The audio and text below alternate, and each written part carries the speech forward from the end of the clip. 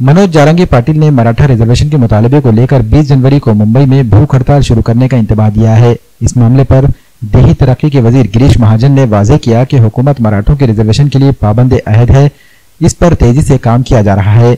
इन्होंने कहा कि अदालत में क्यूरेटिव पिटीशन मंजूर हो चुकी है। मराठा बरादरी की पसमानदगी को अदालत में बावर कराने की कोशिश की जाएगी। इसके अलावा पसमानदा तबकात कमीशन भी अपना काम कर रहा है। इन्होंने कहा कि रिजर्वेशन के लिए मराठों को मुंबई आने की जरूरत नहीं पड़ेगी, 1 माह में ये मामला हल हो जाएगा।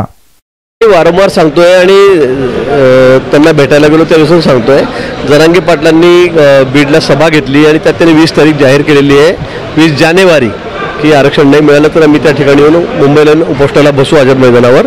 पण मी त्यावेळेला सांगितलं, आताही सांगतोय की जरांगे पाटलांवर ती वेळ कधी येणारच नाही की त्यांनी मुंबईला यावं।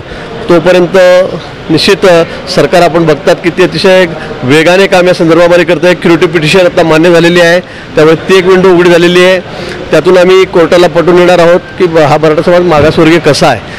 त्याचबरोबर मागासवर्गीय आयोग आपलं काम त्या ठिकाणी करत आहे, अतिशय वेगाने ते त्या ठिकाणी काम करत आहे। आणि त्यांचा एकदा रिपोर्ट आला की विधानसभेचं एका दिवसाचं सत्र घेऊन आम्ही मराठा समाजाला लक्ष देणार आहोत, हे माननीय मुख्यमंत्री महोदयांनी अतिशय स्पष्टपणे सांगितलेलं आहे। त्यामुळे मला असं वाटतं की प्रामाणिकपणे सरकार त्या ठिकाणी काम करतं आहे, खूप लवकर म्हणजे वेगाने काम करतं आहे आणि महिनाभरामध्ये मला वाटतं हा प्रश्न मार्गी लागेल। त्यामुळे जरांगे पाटलांना त्या ठिकाणी येण्याची वेळ त्याच्यावर येणारच नाही। मी पुन्हा तेच सांगतोय की ती वेळ येणारच नाही मुंबईपर्यंत येण्याची।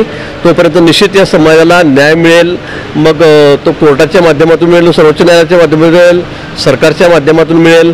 आणि म्हणून हे आंदोलन मला वाटतं ते करण्याची वेळ जरांगे पाटलांवर किंवा समाजाच्या कुठल्याही बांधवांवर त्या ठिकाणी येणार नाही।